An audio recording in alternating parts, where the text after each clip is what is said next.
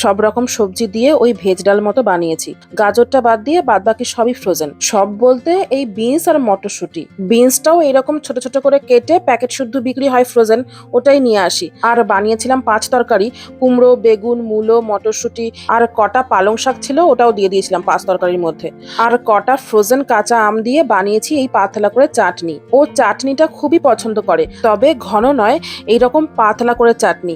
খাওয়ার শেষে এক বাটি এইরকম পাতলা চাটনি চুমুক দিয়ে খেলে ওর নাকি পুরো খাবারটায় একটা তৃপ্তি আসে। তাই একেবারে বেশ খানিকটা পরিমাণে চাটনি বানিয়ে রাখি। আমি তো চাটনিটা খেতে অতটা ভালোবাসি না, তাই একেবারে বানালে ওর 3-4 দিন হয়ে যায়। সাথে ওই ফিলেট করা বাসা মাছটাও ভেজেছিলাম, একটাও ভেতরে কাটা নেই তো।